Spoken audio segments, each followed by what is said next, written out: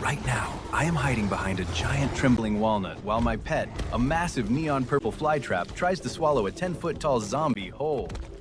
I am going to show you how we were attacked by zombies, how I created a legendary team and defeated a huge zombie. I live completely off the grid. My job is to protect these woods, which means I know every single species of plant out here. I found something that absolutely should not exist. Deep inside a hollowed-out oak tree, there was a strange, pulsing purple pod. My ranger instincts told me to leave it alone, but it was freezing, and I could not just let it die. I brought it back to my cabin, wrapped it in a warm towel, and placed it on my kitchen island. I barely blinked before the pod violently cracked open. Out tumbled this tiny, big-headed plant with razor-sharp teeth and no eyes. It snapped its jaws at the air, drooling a thick, glowing purple slime that instantly melted a hole straight through my favorite coffee mug. I tossed it a raw steak from the fridge. It caught the meat mid-air and swallowed it completely whole. No chewing, just gone. It burped, looked right at me, and nuzzled my hand. I named him Chomper. But Chomper was always hungry. Within an hour, he ate my microwave. By nightfall, he had consumed half of my living room furniture and grew to the size of a rhinoceros. I thought my biggest problem was going to be explaining the property damage to my boss, until the perimeter alarms outside my cabin started blaring. I grabbed my flashlight expecting poachers. Instead, I saw a nightmare. Pale, rotting figures dragging their feet through the mud. Zombies. One of them smashed right through my front window. Before I could even react, Chomper lunged forward and swallowed the intruder in one massive bite. It was incredible. He was the ultimate predator. But then, I realized his fatal flaw. Chomper just sat there, his cheeks bulging, chewing incredibly slowly. He could not attack again. He could not even move. And I saw a dozen more shadows emerging from the tree line.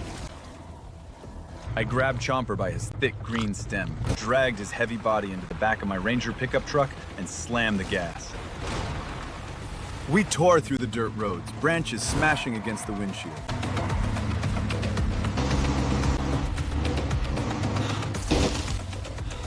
Suddenly, the truck engine sputtered and died.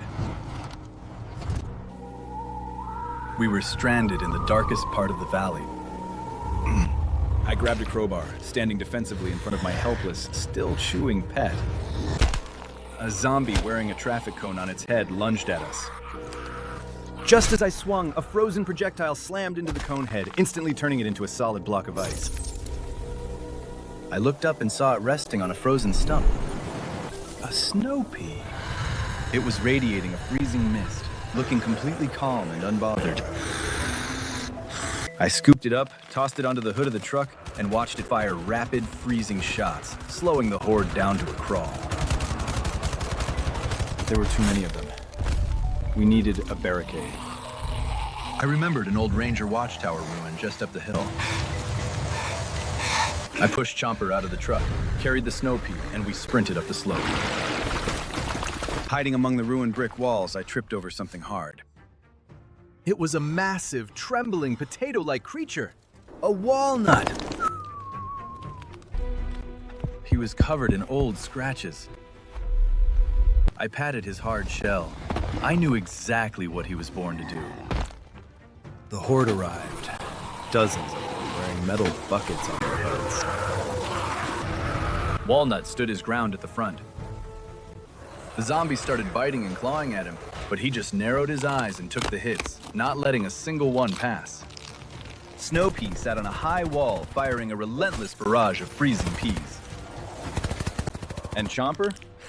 He had finally finished chewing his first meal. With a terrifying roar, he lunged into the frozen crowd, biting down and shattering the frozen zombies like glass.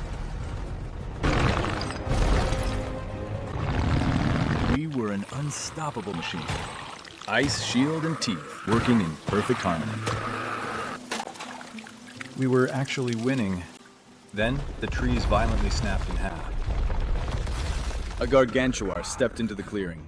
He was impossibly huge, carrying a crushed telephone pole as a weapon. He let out a deafening roar and swung the pole straight down onto Wall-nut. Wall-nut wins, a huge fissure running down his shell. Snow Pea fired furiously, but the ice barely slowed the giant down. Chomper saw his friend get hurt, and something inside him snapped.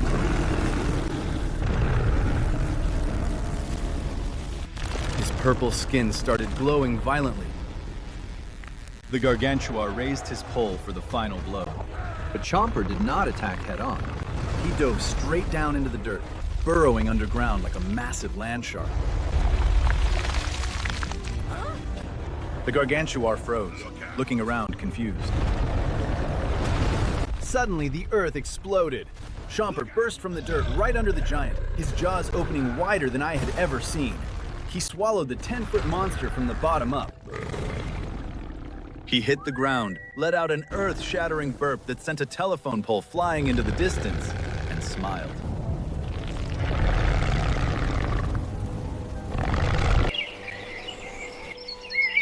The sun came up. I sit here now, warming my hands by the fire. Chomper is resting his massive, heavy head in my lap, snoring softly. Snow Pea is chilling beside the cooler, keeping our drinks perfectly frosty. And Wall-nut is patched up with some ranger bandages, sleeping peacefully by the flames. Now, I am the leader of a mutant plant squad, and we are ready for whatever comes next. But as I walked over to inspect the massive hole Chomper had dug, deep in the crater was a massive rusted metal bunker hatch. And it had a logo on it. A glowing purple Z. These zombies were not wild. They came from underneath my forest. A terrifying, pulsating red light is glowing from inside the dark bunker, and the air smells like pure gunpowder. I am going to have to go down there.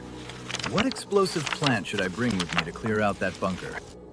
A cherry bomb or a Doom-Shroom? Let me know in the comments, and subscribe to see what happens when we go underground.